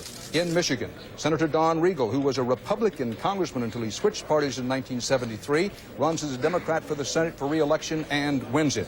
He wins over former Congressman Jim Dunn. So, things looking good for the Democrats in the Senate so far, but a long way to go. In Missouri, the Republicans hold on to one of their seats. Senator John Danforth, the senior senator from Missouri, has beaten State Senator Jeremiah J. Nixon. No surprise here. We don't know how the presidential race has turned out in Missouri, not yet. In North Dakota, the Peace Garden State returns. Senator Quentin Burdick, age 80. Our CBS News estimate is that when all is said and done, Burdick will have won his race against State Representative Earl Strindon. Now, Burdick's age was a factor in that race, but not big enough to unseat Burdick. The Democrats hold on to their Senate seat in North Dakota. Also in New Jersey, one of the hardest fought races in this battle for control of the Senate. Our CBS News estimate is that when all the votes are in and counted in New Jersey, that Senator Frank Lautenberg, the Democrat, age 64, will be returned to the Senate, having beaten Pete Dawkins, the retired Army general, former Rhodes Scholar, former Heisman Trophy winner and Vietnam veteran. They'll be studying this campaign for a long time to figure out why it went the way it did. Lautenberg wins it, is our CBS News estimate. In Pennsylvania, we don't know how the presidential race has turned out there, but in the Keystone State, Senator John Hines, heir to the catch-up fortune, a very popular senator and one who always gets high marks on both sides of the aisle for competence, wins his race over Joe Vignola. Vignola, the former Philadelphia city controller, didn't make much of a dent in running against Hines. In Tennessee, Senator Jim Sasser, a Democrat that many of the Republicans considered possibly vulnerable, but probably not to lawyer Bill Anderson. Our CBS News estimate is that Sasser has won in Tennessee. I think we should disregard that graphic that got up. It must be clear to you that as we go through this whole evening, we can't do it. We can't play absolutely airless ball, although we'd like to. And if that graphic that just went up in the presidential race in Tennessee kind of threw you there, we said a long time ago that George Bush has carried Tennessee. However, the Democrats hold on to their seat in Tennessee. Well, Bob Schieffer, Lloyd Bentsen will win one race tonight. He wins the Senate race in Texas, although the presidential, vice presidential race does not look good at the moment. That's right. I think the news here, though, Dan, is listening to you tick off these winners tonight. It is now virtually impossible, I think, for the Republicans, if they had any hope at all of gaining control of the Senate. I think that hope is gone. If they were going to do that, Pete Dawkins had to win in New Jersey. He now apparently has lost to Lautenberg. Quentin Burdick had to go down up there in the Dakotas. He has apparently won. And there's some more bad news for the Republicans as far as controlling the Senate. Lowell Weicker, the maverick Republican for Connecticut, is in a very, very close race tonight with Joe Lieberman, the state attorney general in Connecticut. This is the one I give the wacky award to this year, Dan. You know, the Republican got the endorsement of the AFL-CIO. The Democrat got the endorsement of famous Republicans like William F. Buckley, and Lieberman is apparently giving Weicker a very close race. That race is still too close to call. If the Republicans have any chance of getting a seat that was held by a Democrat, it looks like it's going to be down in Mississippi, where the conservative Republican Trent Lott is leading in that race over the Democrat Wayne Doughty. But again, that one, we cannot estimate a winner there yet. We might sum up this way. Remember, at the start of the evening, the Democrats held a 54-46 majority in the Senate. 1/3 of the Senate, of course, is up for election today. 18 of those seats were held by Democrats, 15 by Republicans. The contest decided so far tonight, the Democrats have won 11, the Republicans have won 5, 17 are undecided. So at this point, we can say that the new Senate will have at least 47 Democrats, 36 Republicans, 17 seats are undecided. The important statistic is that the Democrats have picked up a net gain of 1 seat. That would be the Senate seat won by Chuck Robb. Thanks, Bob. And in the presidential race, can Bush plant the flag in Illinois and Pennsylvania? He has not yet won by our estimate, but Michael Dukakis is hearing the first faint whisper of the axe. If he doesn't get something started in Illinois and Pennsylvania, it may be sayonara for him. We'll be looking at some of the governor's races and give you the latest on the presidential race in a few moments. Stay with us, won't you?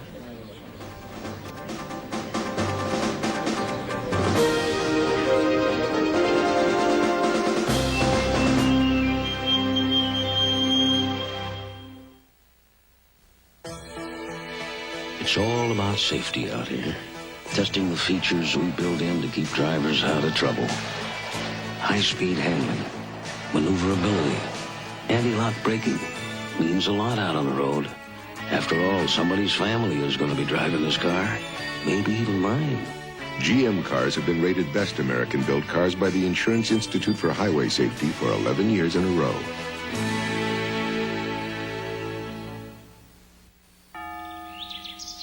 You're on your way. The company that gave me a summer job in Louisiana last year has sent me to Germany this year. And we've got an interesting challenge, getting a special product to people who need it all over the world. It's used in formulating medical compounds that fight heart disease, high blood pressure, and more. Hard to imagine a college senior working on a project like this. But I found one company willing to give a young person a chance. Now lets you do great things.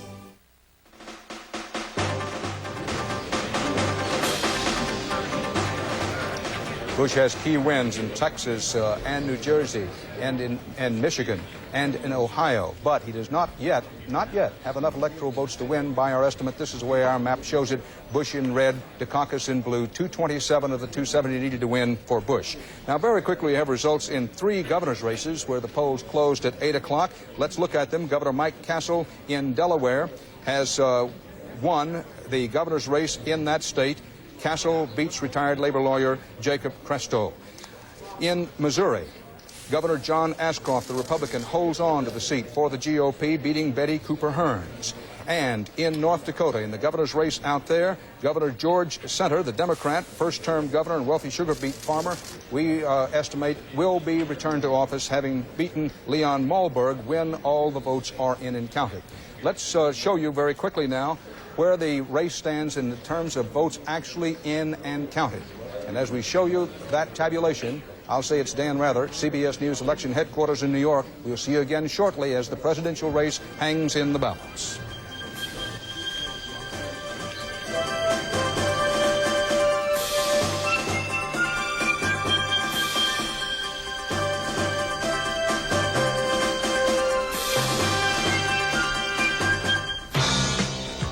This is KPIX Eyewitness News, continuing coverage of Election 88. Welcome back to our special Eyewitness News Election 88 coverage. CBS network projections are already giving George Bush 227 electoral votes, a huge lead over Michael Dukakis, who currently has only Massachusetts and the District of Columbia for 16 votes. George Bush closing in on that electoral magic number of 270. Let's go to Doug Murphy at Bush headquarters in Houston. Doug, the Republicans said that they would take an early lead and never look back. Do they feel they're coasting now? Well, interesting, Dave. I talked to some of the Bush people. Very few are here, but I did talk to some of the Bush people who are here, and they're still very, very cautious, optimistic, but very cautious about this. They say it's very early in the race. Things can still happen. I said, in spite of everything that's happened now. Remember, they said key states, Ohio, New Jersey, Michigan. Those were very key states for them. They have fallen now, at least according to CBS projection, into Bush's column. They're still saying, well, let's wait a minute, let's not get too excited. Some of the other people here, the run-of-the-mill Republicans, if you will, are already talking landslide. They're talking victory already, but not the Bush people. One of the Bush people who's here tonight, in fact, a number of the Bush people, are the children of George Bush. One flew in is Neil Bush from Denver, Colorado. All the Bush kids had promised to bring their home states to their dad.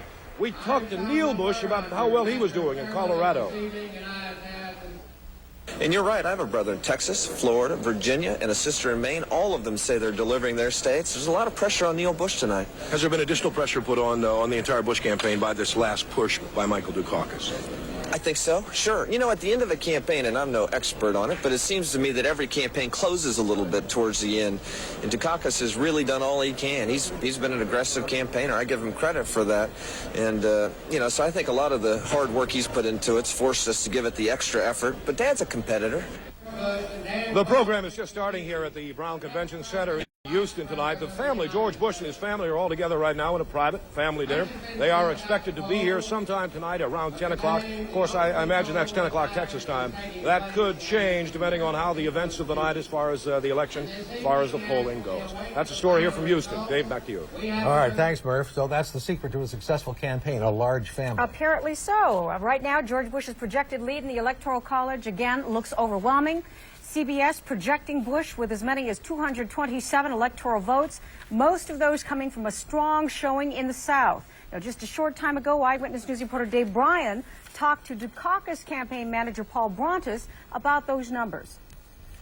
We did not expect to win any of those southern states that had already been projected for George Bush. The states that we're looking at are in the Northeast, we're looking at the Midwest, we're looking at the Rocky Mountains, and we're looking in the western part of this country. You know, there are a lot of people who are going to be voting over the next couple of hours in the western part of the country, and in the Midwest, and in the Rocky Mountains. Again, those are just network projections, but it appears that George Bush is mounting an overwhelming lead right now through the South. When we come back, the new power being wielded by the absentee ballots.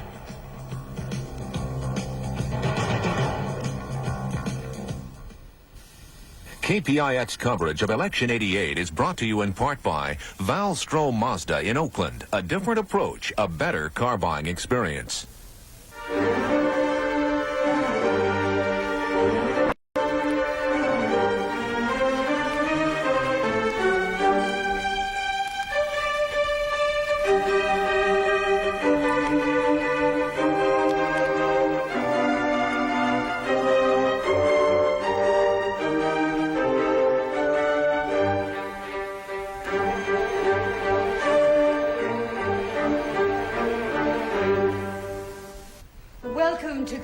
The home of the late Emmanuel Scarfano. Guy made millions selling bad pizza. Mr. Scarfano insisted on the finest materials. Not on his pizza. He used frozen cheese. Here in the library, he spent his happiest hours. Counting the money he made using fake sausage. The home passed to the foundation upon Mr. Scarfano's untimely death. He probably ate his own pizza. Round Table, one of the last honest pizzas. This year, 1.8 million people in California voted by absentee ballot. Linda Shack standing by at City Hall in San Francisco to tell us what kind of problems that causes. Linda. Wendy, first some news. We just learned that San Francisco's Congresswoman Nancy Pelosi is considering going to court tonight to try to force the city of San Francisco to keep its polls open an extra hour. That's because she says some of her constituents are having trouble understanding the ballot. Here at the registrar's office, it's taking about 100 times longer for an absentee ballot to be processed than a regular ballot. And the registrar herself is saying that means a long, long night for everyone. All the ones that came in by this morning will probably be able to start counting at 8 p.m. tonight. The rest of them that come in with the ballot boxes are going to take some time because, as I said, we do have to process and check signatures and all. So that part's going to be a long night. That process is laborious and costs the city about $5 for every absentee ballot that is cast. First, the signatures on the envelopes are checked against the voter's registration card. Some are still done by hand, but it's 20 to 30 times faster to do it as this woman is by computer. Definitely the registrar's wave of the future. Then the envelopes are opened and sorted. This poll worker drew the worst of the work today, removing the small bits of cardboard that stick to the back of the ballot. If a voter has punctured it incompletely, they can jam the computers. Finally, San Francisco's absentee ballots are sorted. There are 60 different types and piled up, ready to be fed into 10 computers at 8 o'clock tonight. Those computers can count ballots at the rate of 1,000 per minute, but Jermaine Wong says not all the city's absentee ballots will be counted tonight. Most of the races we'll see tonight around midnight, 2 o'clock in the morning. The close races, it'll be Wednesday or Thursday. And we'll check it out in a half hour as Election 88 continues.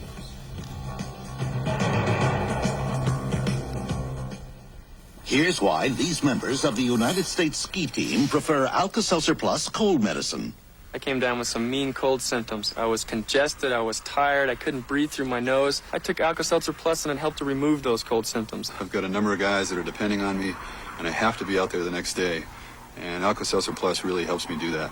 Alka-Seltzer Plus cold medicine. Fast, effective relief for tough winter colds. Try Alka-Seltzer Plus nighttime cold medicine to relieve your cold at night. Do I have a VCR? Boy, do I have a VCR. I bought this one, but it didn't have remote control. So I bought this one, but the salesman didn't tell me about slow motion. And then I got one in stereo, but it wasn't broadcast. At Circuit City, our professional sales counselors are trained to ask the right questions, give the right advice, and make sure you get the product that's right for you. Then I decided to buy a video camera. I should have gone to Circuit City. Circuit City, the intelligent choice. The Inside Story on Imelda Marcos, tomorrow at 7:30.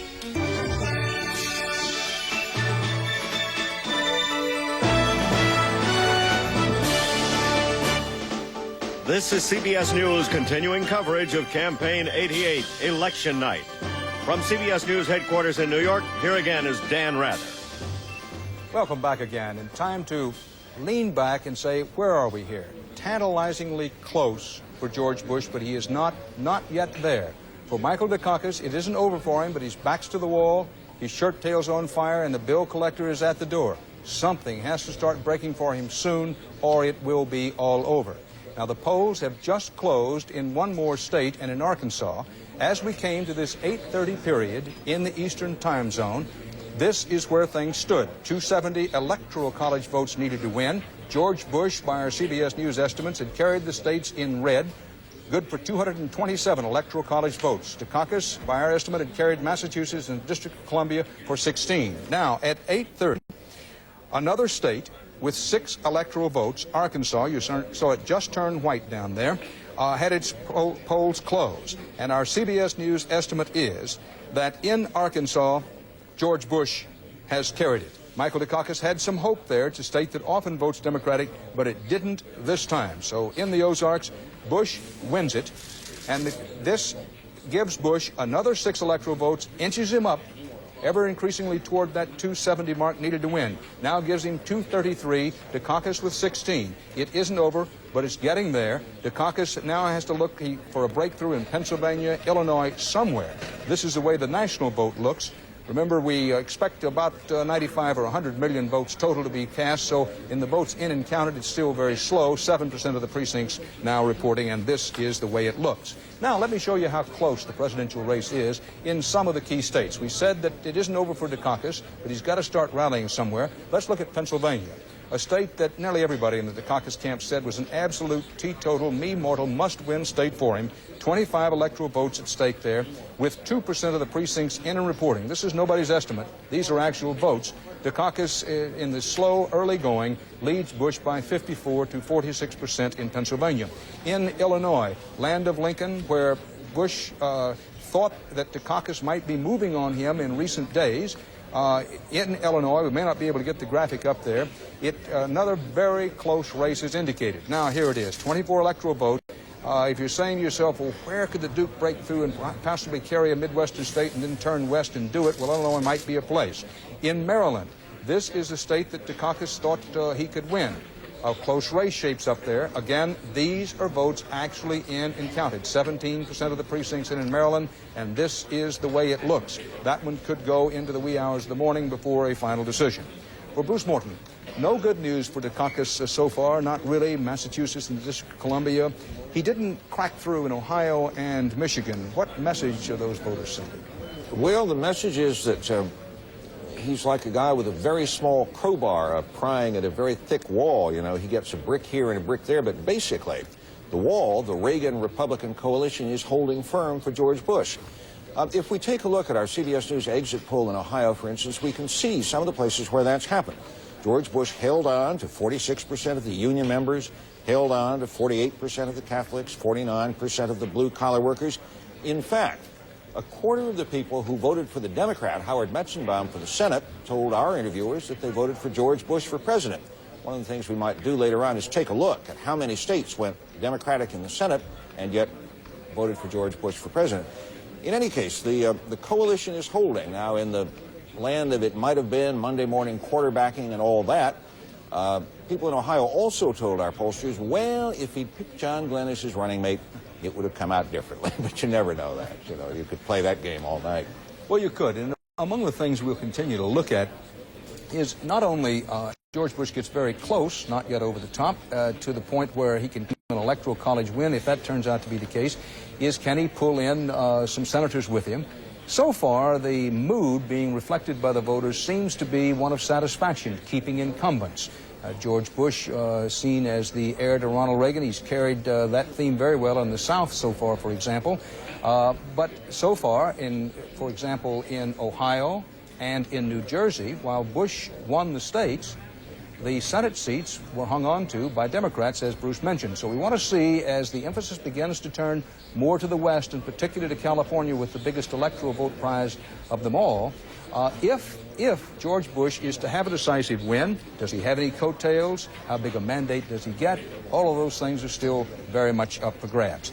Ed Bradley, in your conversations with voters today, keeping in mind that was your assignment to go out and talk to actual voters, what was their reaction to the tone of the campaign? Do they agree with the press and a lot of the pundits that it was particularly nasty? No question, Dan. As you know, we've all talked to a number of people, and a lot of people expressed the opinion recently that this has been a very negative campaign, and that was borne out by the numbers we're seeing from our exit poll survey. Most people thought that both of the candidates spent more time attacking the other man than they did explaining their own positions. But they blamed George Bush more for that negative tone. In fact, if we take a look at the numbers, 56% of the voters we talked to said that Bush spent more time attacking, while only 36% said that he spent most of his time explaining positions. 48% said that Michael Dukakis spent more time attacking Mr. Bush, while 41% said he spent more time explaining his position. And that's just about what we found today in talking to voters at a polling place. They thought that this was a campaign that was long on attacks and short on issues. I thought it was the nastiest campaign that I have ever seen. I've never seen any candidates who spoke less about the real issues at hand. I didn't think they touched on things that people really feel are important. Did you think that the campaign was too negative? Yes, I absolutely did. I think it got off to a bad foot right after the convention. And the issues that were addressed during the campaign were really peripheral, trivial issues as far as I'm concerned. You didn't hear the kind of discussion of the issues you'd like to? I heard the discussion, but it wasn't the kind of discussion that I had hoped for. And it's a shame that they ripped each other apart instead of saying the positive things that they've done. I think we missed most of the issues. I think both sides, Republican and Democrat, spend too much time worrying about personalities, worrying about things that really don't concern most of us. But you know, Dan, that kind of campaign worked for George Bush, and a lot of people will say it worked because Michael Dukakis did not effectively respond to these negative campaign ads. One of the things that's most often referred to is the Willie Horton commercial, and it's interesting looking back at that. The first time that surfaced was after the California primary back in June. That's the first time we heard of Willie Horton, and it took Dukakis 4 months to mount what they thought was an effective reply to that. And I don't think, the way the numbers are showing, that it worked for him, Dan. Right, Ed, and one's reminded of Will Rogers' own line that in this country we give our criminals not very much punishment, but we often give them an awful lot of publicity. When we come back, we're going to be talking to Lloyd Bentsen, the running mate of Michael Dukakis, who urged him at one time, earlier than Dukakis was willing to take the advice, to punch back at George Bush. So, with George Bush not yet over the top, Dukakis looking for a place to break through, possibly Pennsylvania, possibly Illinois. We're going to pause for these messages and then interview Lloyd Bentsen and bring you up to date on our returns.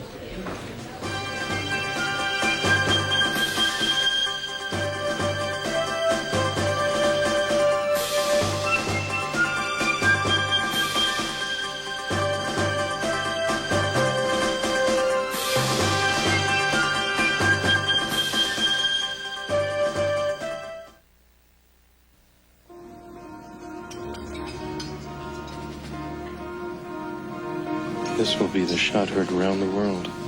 Only this time the world will know in seconds.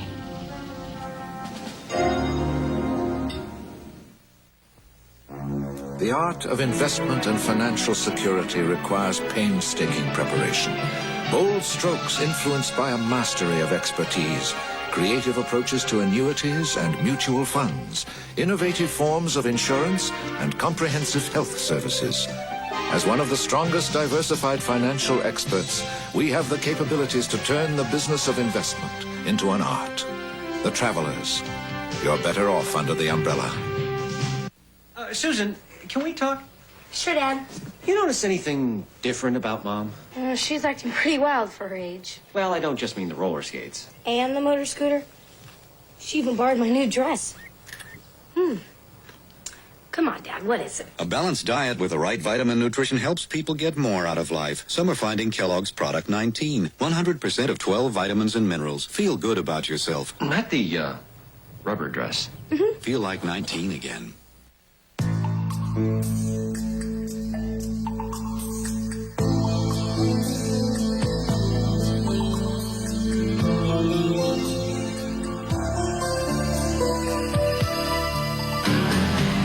GM makes the dream.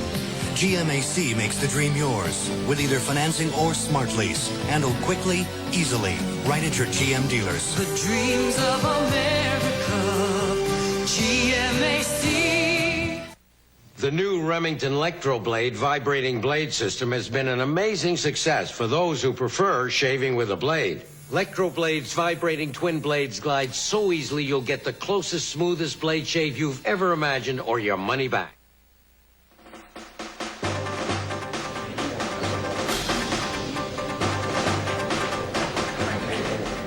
George Bush has carried Arkansas, according to our CBS News estimate, and that makes our Electoral College map look like this, if we can get it up for you, with 270 needed to win. Bush has carried all the states by our estimate in red. Dukakis has the ones in blue. Look closely up in the Northeast. Massachusetts and the District of Columbia only. The states in white, including Illinois, Pennsylvania, West Virginia, are places where the polls have closed, but we do not yet know what the outcome is. In the states colored brown there, voting is still going on, and we urge you to vote if you're registered and have not yet done so, and the polls are still open in your state. The national vote looks a bit like this, with 9% of the precincts reporting, and these votes actually in and tabulated. Joining us now from Austin, Texas, the Democrats' candidate for Vice President of the United States, Senator Lloyd Bentsen. Senator, thank you for being with us. Congratulations on your Senate win, but are you feeling good tonight? I'm feeling good. I'm betting. Well, I better not call that a win because El Paso has not closed its polls yet. But it's looking awfully good, Dan. Looking awful good for you in your Senate race. That's right. Now, on the other one, I know that some of them are saying that we've lost Texas on the presidential ticket. That's not necessarily the case because we have some 2,000 precincts where our organization has the voter turnout for Democrats up by 6%. And that's not put into the estimates of the pollsters. That same thing happened to them in 1982 when we turned out far more votes than the pollsters anticipated for Democrats. And we won it when they said we were going to lose it. So that could still happen in Texas. I want to mark, Senator, because you and I have a record going back a ways of talking straight to one another, that our CBS News estimate, and we put it up there on the screen, is that, unfortunately for you and Michael Dukakis, that George Bush has carried Texas. But let me move on. What happened in the South? Let's put Texas aside. That George Bush moved through it like a combine. Well, I think what you had in the South, the Republicans came in with their very negative commercials and really pounded the South with some pretty outrageous things, like questioning the patriotism of Mike Dukakis, which just should not have happened. The man served in South Korea. He's a very effective governor, has a great love for his country. And that's the kind of thing that you wouldn't expect on a presidential level. And then to take the Willie Horton case and blow it up into a national issue when it looked like it was something that ought to be on a local issue, that too made its headway against Mike Dukakis. And that hurt him, and he didn't recover from all of that. Senator, we have only a few seconds left here because we want to get back to some returns, but let's say that you're returned to the Senate and that you don't make it as vice president. Is there any doubt in your mind that there must be a tax increase, or are you still open-minded about that? Oh, we'll work very hard to keep from having one. It's going to be a tough one, Dan. The choices will be very difficult, and we're facing this mountain of debt where they've almost tripled the national debt, you know, in the last 8 years, and then all of this international debt. It's going to be an extremely difficult one to handle. Thank you very much, Senator, and give our regards to Fighting Heart B.A. Benson. Thank you. All right. Thank you, Dan. The presidential race still hangs in the balance. A lot of people thought it might all be over by now. It isn't. George Bush has moved close, but not in and over the 270 Electoral College mark. Now, close races for governor, as well as some close races for the Senate. For example, that close race for the Senate in Florida is still just burning away down there, and we could be here to midnight or beyond trying to get an outcome in a Senate race that close. The Democrats overall doing pretty well in the Senate. Let's take a look at races for governor. In Indiana, we feel confident that the son of former United States Senator Birch Bayh, when all the votes are in and counted, will have won this race roughly along the lines of the percentages shown there. This has been a particularly hard-fought race. Secretary of State Evan Bayh taking on Lieutenant Governor John Mutz. This is a pickup for the Democrats in Indiana. Leslie Stahl, big turnover in Indiana for the Democrats. A lot of people thought that no Democrat at any level could win in the Hoosier State, particularly this year. They have not had a Democratic governor for 20 years. It's the second state so far tonight where Republicans have lost, Democrats have picked up. What's interesting in Indiana is that the Democrat, Evan Bayh, hammered the Republican for tax increases, whereas over in North Dakota, the Democratic governor, watch my lips, he promised not to raise taxes, and then he did, but he was reelected tonight to a second term. What is happening, it appears, that Democrats are more likely to be forgiven by the voters when they raise taxes than Republicans. We've seen this before. I wonder if George Bush is watching. To recap, so far tonight in the governor's races, 12 races are up. 2 so far turnovers from Republican to Democrat, Dan. Thanks, Leslie. Now, if you're sitting here at home and saying, well, although George Bush hasn't gone over the top, I still just don't think Michael Dukakis can win, and it's just about over. Even if you believe that, noting that there's still a lot of votes out, there still are enough votes out for Michael Dukakis to have some kind of amazing comeback. For example, the polls are still open in many of the states in the West and Midwest. Again, we want to pause and say that if you haven't voted and you're registered to vote, please go out and vote, and then come back and watch our coverage. Now, that's what's happening in the presidential race. George Bush out to the expected early lead, and he's carried Ohio, Michigan, and Texas. It's getting to look desperate for Dukakis, but is not yet over for him. In the Senate, the Democrats started the day with a 54 to 46 margin of majority in the Senate. So far, they've added in some states where George Bush has won. For example, Bob, in New Jersey, Bush carries the state, but Lautenberg holds on. And we also had the same thing happen out in Ohio. Both cases, though, you had the incumbents were Democrats, and the incumbents won in both races. The New Jersey race is kind of interesting, Dan, in that Pete Dawkins was the all-everything, all-American, youngest general in the Army. Republicans really thought they had themselves a candidate there, but again, as we said at the beginning of the evening, none of the Republican challengers in any of the Senate races, Dan, have ever run a statewide race before. And if you haven't run a race before, you sometimes tend to make mistakes. Dawkins, at one point, unfortunately, was quoted for him as saying that he'd blow his brains out if he had to live in a small town. Folks in small towns didn't take kindly to that. It also turns out that the gender gap is still alive in New Jersey, especially in that Senate race. Bush got about half the women's vote, but look, Pete Dawkins got only 39% of the women's vote. Lautenberg got 53% of it. So that was a big difference in New Jersey. And the only incumbent I can think of who appears to be in trouble in a close race is Lowell Weicker in Connecticut. At this point, Dan. More about that later on as we show you how things are looking in the Electoral College vote. We're going to pause for a commercial, come back, give you some more returns, and talk to 60 Minutes co-editor Mike Wallace.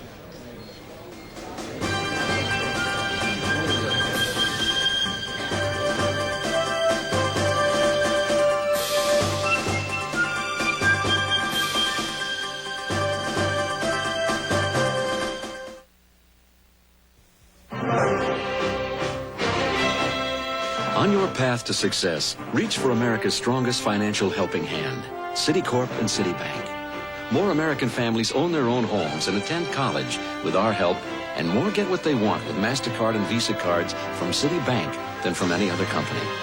We also serve millions of customers in every major marketplace worldwide. Citicorp, because Americans want to succeed. not just survive.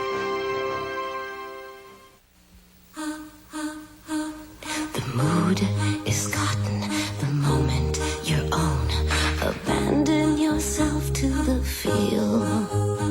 So comfortable, easy and calm. Embrace the feeling. Take comfort in cotton. Find the True Performance label on Hunt Club Easy Care cotton slacks at JCPenney. We have the means to unite the country, the world, in seconds. We can mobilize any group at once. Imagine putting that power in everyone's hands.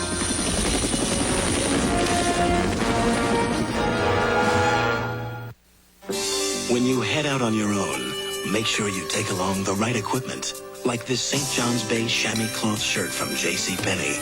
Rugged, roomy, 100% cotton comfort. In 9 great colors, $21.99. St. John's Bay, for those who like to set their own pace. See how you can win a 1989 Jeep Wrangler Sahara during Wilderness Days. You're looking smarter than ever at JCPenney. Few more, let's go. We're almost ready. Great. Bill, how's sales doing with their presentation? We're ready. When your department has to deliver, call Kinko's, the copy center. We take care of the copies so you can take care of business.